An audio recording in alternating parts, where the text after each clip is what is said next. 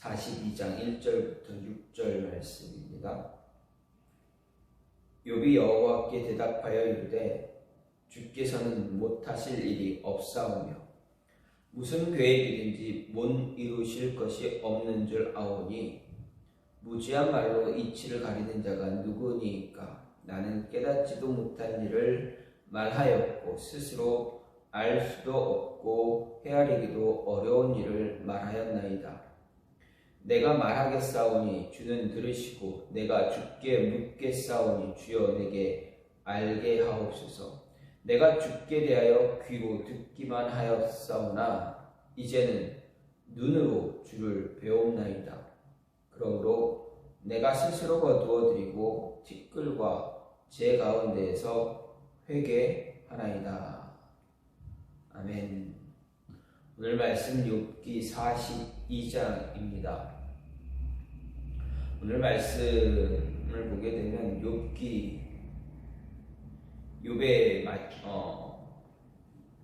고백을 우리가 듣게 됩니다. 욥의 고백 가운데 가장 유명한 고백이 오늘 말씀에 있습니다. 내가 주께 대하여 귀로 듣기만 하였사오나 이제는 눈으로 주를 배움나이다. 늘 귀로는 하나님에 대해서 들을 수 있지만 눈으로 하나님을 본다라는 것 쉬운 일이 아닙니다. 매우 어렵습니다. 왜냐하면 눈으로 하나님은 우리 눈으로 볼 수 있는 분이 아니기 때문에 그렇습니다. 그렇다면 욥의 이 고백은 정말 그의 위대한 신앙의 고백이 되는 것입니다. 욥은 그렇게 생각할 때 욥은 과연 어떤 모습이 어떤 사람일까 보면서 앞에 모든 욥기서의 모든 것을 다 생각해 보면 욥은 어떤 사람입니까? 하나님 앞에 자신의 신앙을 철저하게 지키기 위해서 노력한 사람입니다. 매일매일 하나님께 제사를 드렸던 사람입니다. 혹시라도 생각하지 못한 자기 무의식 중에 지은 죄가 혹시라도 있다면 그것까지도 용서받고자 하기 위해서 하나님께 제사를 드렸던 그러한 사람입니다. 자신만이 그런 것이 아니라 자신의 자녀들에게까지도 자신의 그 신앙, 믿음을 물려주기 위해서, 가르쳐주기 위해서 자녀들을 데리고 직접 친히 하나님 앞에 번제를 드리기도 하고 제사를 드렸던 그러한 사람입니다. 즉 하나님 보시기에 정말 정직하고 의로운 자였습니다. 그러기에 하나님의 천사들이 모여서 있을 때, 사단이 온 세상을 두루다니고 돌아왔을 때 하나님께서 사단에게 무엇라 이야기합니까? 사단에게 욥에 대해서 자랑하고 싶어 하셨습니다. 그래서 너가 내 종 욥을 보았느냐라고 물어봅니다. 그때 사단이 무엇라 이야기합니까? 하나님께 하나님이 주신 축복 때문에, 은혜 때문에 그가 하나님을 믿는 거지, 하나님이 주신 축복, 그 복을 거두어가면 그는 하나님 버리고 욕할 것이다. 불평불만 쏟아낼 것이다. 그렇게 이야기합니다. 그래서 하나님은 무엇라 이야기하십니까? 그래, 너가 내 말을 믿지 않는구나. 그럼 한번 그를 시험해 보아라. 단 목숨은 건들지 말아라. 생명은 건들지 말고 그를 한번 시험해 봐라. 테스트해 봐라. 그가 너의 말대로 행동하는지 아니면 내가 너에게 말한 것처럼 그러한 믿음과 신앙을 보여주는지. 그래서 사단은 욥을 테스트합니다. 시험합니다. 욥이 가졌던 모든 것들을 싹 다 빼앗아 갑니다. 재물만 빼앗아 가는 것이 아니라 정말 재물보다 더 소중한, 자신의 목숨보다 더 소중한 자녀들의 목숨까지 싹 다 앗아갑니다. 남은 건 무엇입니까? 욥의 몸뚱아리 하나뿐입니다. 그리고 욥의 아내입니다. 그리고 모든 것을 싹 다 가져간 사단입니다. 그럼에도 불구하고 욥은 어떻게 합니까? 신앙을 지킵니다. 믿음을 철저하게 지킵니다. 그 가운데서 욥의 아내가 욥에게 무엇라 이야기합니까? 하나님 저주하고 그냥 가서 죽어라 라고 얘기도 합니다. 그러나 그 이야기조차, 그 말조차 욥에게는 어려운 그런 모습이 아닙니다. 시험거리가 되지 않았습니다. 그를 넘어뜨리는 그러한 말이 되지 않았습니다. 욥은 그러한 이야기를 들었음에도 불구하고 자신의 신앙을 지킨 사람입니다. 그리고 친구들과 수많은 여러 변론을 통해서 변론을 진행하다 이제 하나님이 그에게 나타나십니다.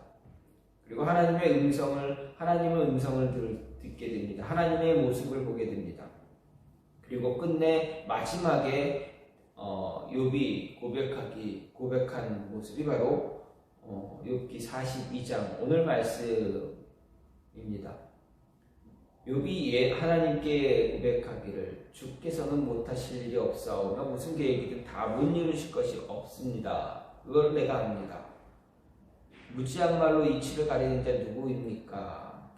나는 깨닫지도 못하는 말을 했고 스스로 알 수도 없는 헤아리기도 어려운 그런 일을 내가 말했습니다. 하나님에 대해서 내가 그냥 내 판단대로 아무렇게나 말했습니다. 참 하나님 잘못했습니다. 이렇게 고백하면서 그가 위대한 아주 유명한 고백을 한 것이 내가 주께 대하여 지금까지는 귀로만 들었지만 이제는 내 눈으로 주를 봅니다. 내 눈으로 살아계신 하나님을 봅니다. 라는 고백, 정말 위대한 신앙 고백을 합니다. 그러면 이렇게 욥이 하나님 앞에서 내가 살아있는 하나님을 본다라고 했던 그 모습을 보면서 욥이 하나님을 보는 그런 모습처럼 하나님을 본 사람들, 하나님을 만난 사람들, 그런 사람들에게 어떤 모습이 일어나야 하는가, 어떠한 모습이 그러한 자들에게 어떤 모습이 있어야 하는가를 오늘 말씀을 통해서 생각을 해볼 수가 있습니다. 먼저 하나님을 만난 사람들, 하나님을 눈으로 볼 수 있는 사람, 즉 인격적으로 하나님을 만나고 하나님과 깊은 교제의 관계를 하는 사람, 그런 사람들에게 나타나는 행동은 언제나 자신이 하는 말을 조심스러워한다라는 것입니다. 다시 말하면 말을 그냥 쉽게 하는 그러한 자가 아니다라는 것입니다. 말 한마디 하는데 되게 정성스럽게 조심스럽게 한다라는 것을 볼 수가 있습니다. 3절 말씀을 보면 욥은 무지한 말로 이치를 가리우는 자가 누굽니까? 라고 먼저 이야기합니다. 이 말은 하나님께서 욥에게 말씀하기 시작할 때 무지한 말로 이치를 어둡게 하는 자가 누구냐? 물으신 그 말씀 그대로 욥은 말한 것입니다. 말하자면 무지한 말로 이치를 가리는 장본인이 바로 자신이다라고 고백하는 것입니다. 이제까지 자신 하나님과 친구들만 잘못한 것으로 알고 말을 했었는데 알고 보니 정작 잘못한 것은 자신이었다라는 것입니다. 욥은 이런 자기 잘못에 대해서 고백을 통해서 자기 잘못에 대한 고백을 통해서 비로소 다시 회복의 은혜를 누릴 수가 있게 된 것입니다. 또 욥이 계속 이야기하기를 내가 스스로 깨달을 수 없는 일을 말하였고 스스로 알 수 없고 헤아리기 어려운 일을 말했습니다 라고 고백합니다. 이것은 자신에게 고난을 주신 하나님의 깊은 섭리를 깨닫지 못했고 열심히 변론했던 자신의 행위가 매우 어리석었다라는 것을 고백하는 모습입니다. 우리는 이런 욥의 고백을 통해서 아무리 그가 지혜로운 사람, 아는 것이 많은 사람, 세상 지위가 높은 사람이라도 일단 말이 많아지기 시작하면 어리석은 자의 소리를 내게 된다라는 것을 알아야 합니다. 욥기를 보면 욥이 얼마나 많은 말을 하고 있는지 우리는 알 수가 있습니다. 자신의 친구들 간의 변론이라는 이런 세계의 수레바퀴라고 하지만 내용을 분석해 보면 욥이 먼저 말하고 친구 한 사람이 말을 하면 욥이 다시 그 친구가 한 말에 대해서 변론을 합니다. 친구가 한 말을 받아서 말을 하고 다시 자기가 이야기하는 말을 합니다. 그리고 또 다른 친구가 이야기하는 그런 형식으로 이제 반복이 되어집니다. 그래서 처음에 엘리바스가 변론할 때 2장의 분량을 말했을 뿐 그 이후부터 친구들의 변론은 거의 1장으로 그치고 맙니다. 그나마 마지막 3번째 변론의 수레바퀴에서는 2번째 화자인 수아 사람 빌닷의 변론은 아주 짧고 3번째 이야기한 나아마 사람 소발의 변론은 아예 없습니다. 그 이후로 욥의 변론 혹은 탄식만이 길게 이제 나열되어 펼쳐져 있는 것을 확인할 수가 있습니다. 오죽하면 그저 듣기만 했던 참관자로 가만히 대화를 듣고만 있던 부스 사람 엘리후가 나서서 욥을 질책하는 발언을 장황하게 했겠습니까? 그 결과 이제 와서 자기가 깨닫지도 못하고 알지도 못하는 말을 했다라고 고백하고 있습니다. 우리의 말이라는 것이 늘 이렇습니다. 할 때는 무언가 자기가 잘 아는 것 같고 많이 아는 것 같고 정확하게 아는 것 같지만 한참 이야기하다 보면 자기도 잘 모르는 이야기를 이야기할 때가 있습니다. 그런 모습을 볼 수 있습니다. 사람의 지식이란 그렇게 부정확합니다. 그래서 정말 지성인 중에 지성인이라고 하는 사람들은 자기가 할 말에 관해서는 반드시 문서를 만들고 가급적 그 이상의 말을 잘 하지 않습니다. 그런데 전문가도 아니면서 입에서 나오는 대로 이제 떠들어댄다고 가정해 보십시오. 입에서 나오니까 말이라고 하는 것 뿐이지 정말 그것은 말로서 가치가 없는 가치가 없을 때가 더 많이 있습니다. 그래서 우리가 지혜로워지기 위해서 정말 말을 많이 아껴야 한다라는 이야기입니다. 어떤 경우에도 성급히 입을 열어서는 안 됩니다. 오늘날 사람들 말에 대해서 일종의 강박증에 빠져 있는 것처럼 보입니다. 왜 그렇습니까? 사람들이 하도 말을 잘하고 말로서 자기를 드러내다 보니 자기도 무언가 말이 되든 되지 않든 해야겠다라는 그런 강박증을 느끼기도 하는 것 같습니다. 우리는 이러한 모습에서 해방되어져야 합니다. 이런 모습에 휘말리지 말아야 합니다. 우리는 말을 안 해도 됩니다. 내가 말하지 않아도 돌아갈 것은 다 돌아갑니다. 세상 이치는 다 알아서 잘 돌아갑니다. 내가 말을 안 해서 제대로 돌아갈 것이 제대로 못 돌아가는 일보다는 제대로 돌아갈 일이 내가 말을 함으로써 해서 못 들어가는 경우가 훨씬 많을 수 있습니다. 따라서 하고 싶은 말이 있어도 가급적 참는 것이 더 좋을 때가 많습니다. 아끼는 것이 더 좋습니다. 정하고 싶은 말이 있으면 기도하는 시간에 하나님께 하는 것이 더 좋습니다. 하나님과 사람 앞에서 지혜로운 자가 되기 위해서는 지혜로운 자 되고 싶으면 말을 아끼는 것이 가장 좋습니다. 많이 하는 것보다 오히려 기도 시간에 기도할 때 하나님께 고백하는 것이 더 좋은 법입니다. 하나님 만나고 하나님과 인격적인 교제를 갖고 있는 자에게 공통적으로 드러나는 모습, 그것은 말을 아끼는 것입니다. 함부로 이야기하지 않습니다. 하고 싶은 말 모두 하지 않습니다. 말을 할 때 항상 대세입니다. 지금 이 말이 필요한가 아니면 필요하지 않은가. 하나님과 깊은 교제를, 인격적인 교제를 갖고 있다면 말을 아끼는 자가 되어줘야 합니다. 그런 모습이 우리 안에, 저와 여러분 안에 나타나야 합니다. 두 번째로 언제나 열린 길을 갖고 하나님을 만나야 합니다. 하나님을 만나 내가 눈으로 하나님을 봅니다 라고 고백할 수 있는 사람들의 공통점, 언제나 열린 길을 갖고 하나님을 만나는 사람입니다.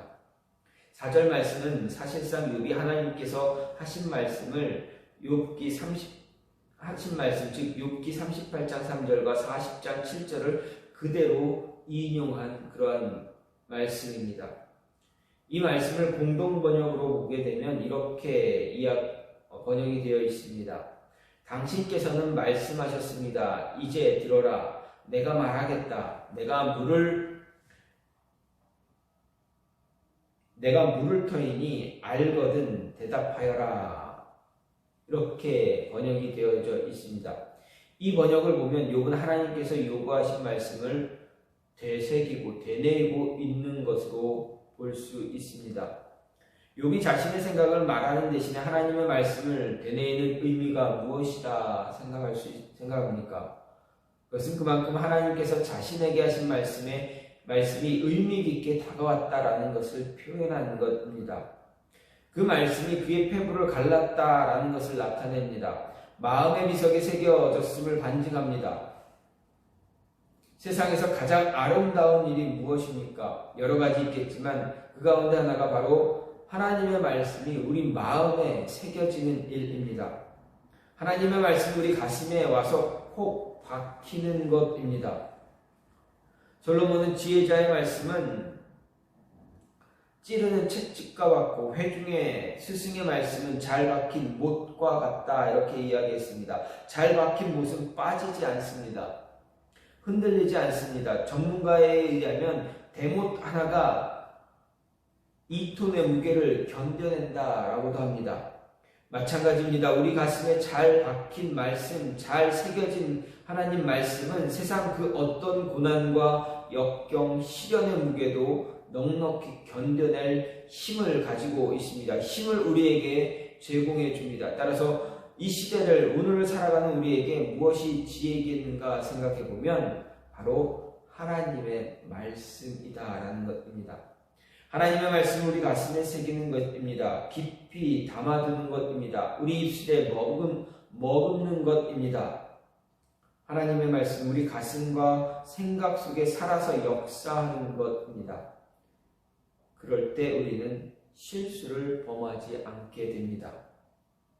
지혜롭게 행동하게 됩니다. 따라서 지금 여러분 자신을 돌아보길 바랍니다. 우리가 얼마나 하나님의 말씀을 묵상하고 있는지, 얼마나 자주 그 말씀을 떠올리고 있는지 말입니다. 우리가 열린 귀를 가지고 하나님 말씀을 묵상하고 들을 때, 그 말씀을 떠오를 때 하나님은 우리에게 지혜를 허락하시고 더 큰 길을 우리에게 허락해 주실 것입니다. 이스라엘 시인은 하나님의 말씀을 얼마나 사랑하는지 자신이 종일 묵상한다라고 시편 119편에서 고백을 했습니다. 그런데 놀랍게도 그것이 원수보다 자신을 더 지혜롭게 한다라고도 고백했습니다.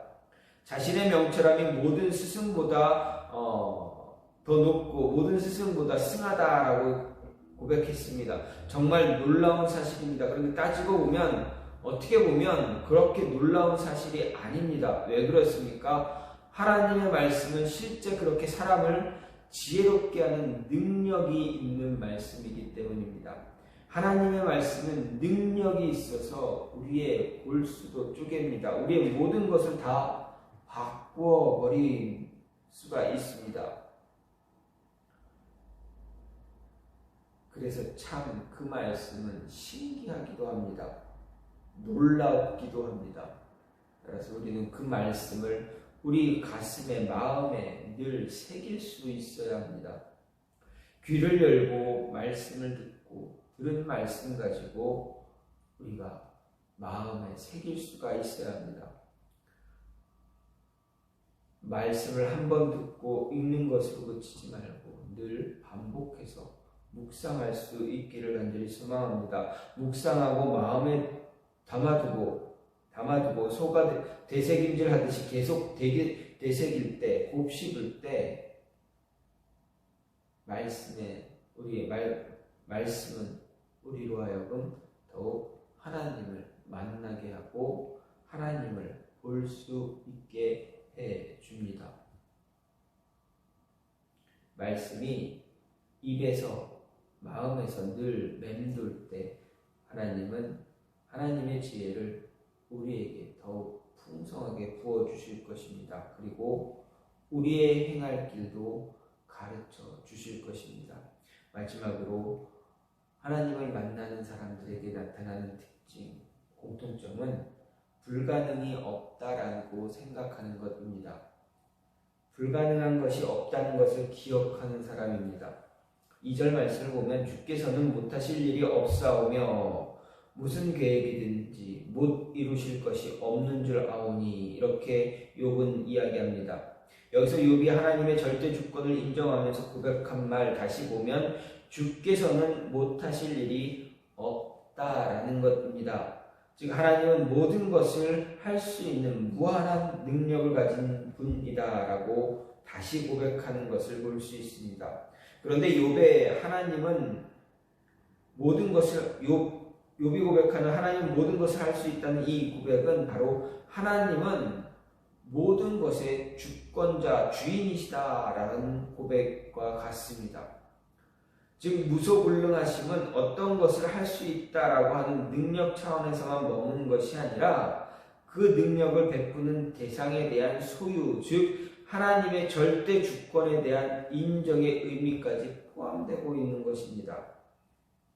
하지만 이런 하나님의 무소불능하심과 관련해서 지난날 욥은 어떻습니까? 의문을 가지고 있었다라고 생각할 수 있습니다. 전능한 하나님께서 왜 세상의 불의한 일들에 대해서 침묵하고 있는지, 특히 자신이 당하는 고난과 관련해 도대체 자신에게 무슨 이유로 이런 어려움을 겪게 하는지 원망과 불평을 쏟아놓기까지 했습니다. 그런데 이제야 하나님에 대해서 정확하게 알게 되었고 그래서 진지하고 확신 있게 말을 하고 있습니다. 그동안 잘못 알고 있었던 것에 대해서 바르게 알게 되므로 하나님에게는 결코 불가능한 것이 없다라고 고백하고 있습니다. 하나님은 욥을 통해 자신이 온 세상의 주권자다라는 것을 보여주셨습니다. 그리고 온 세상의 주권자에게는 결코 불가능한 일이 없다는 것을 가르쳐주고 있습니다. 단지 온 세상의 피조물들이 주권자의 마음을, 뜻을 헤아리지 못할 뿐이지 불가능한 것이 아니다라는 것을 이야기합니다.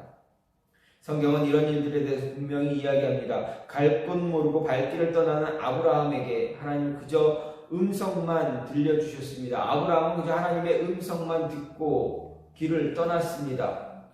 매일매일 하나님의 음성이 들린 것도 아닙니다. 하나님의 음성이 한 번 들려주면 언제 또 들릴지 모르는 그런 모습이었습니다. 하지만 한 번 들은 하나님의 음성 듣고 아브라함은 발길을 옮겼습니다. 길을 나섰습니다. 그 길이 축복의 길인지 고난의 길인지 알 수 없었지만 단지 아브라함이 어떻게 했습니까? 그 길은 축복의 길이다라고 믿고만 갔습니다.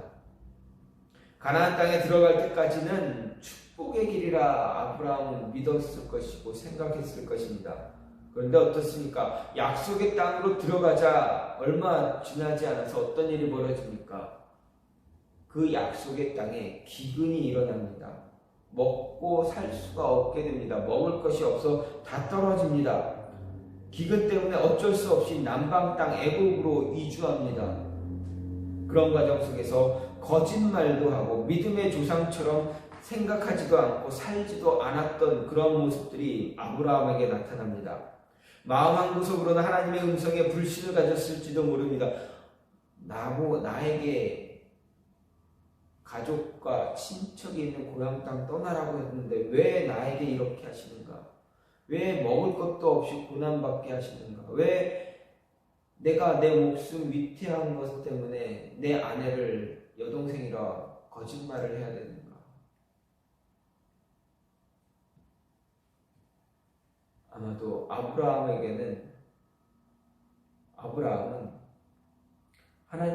들렸던 하나님의 음성을 믿을 수 없는 그런 음성이 되어버렸을지도 모릅니다. 자연재해는 하나님도 어떻게 할 수가 없나 보다 라고 생각했을지도 모릅니다. 하지만 시간이 흐르고 흐름에 따라서 아브라함은 어떻게 합니까? 욥이 지금 고백했던 그 모습처럼 아브라함도 역시 하나님에게 불가능한 일이 없구나라고 확신하게 됩니다. 자신의 조카 롯을 구해내기 위해서 5나라의 연합군을 쳤을 때 그는 승리했습니다. 하나님의 음성 듣고 나가고 승리를 했습니다.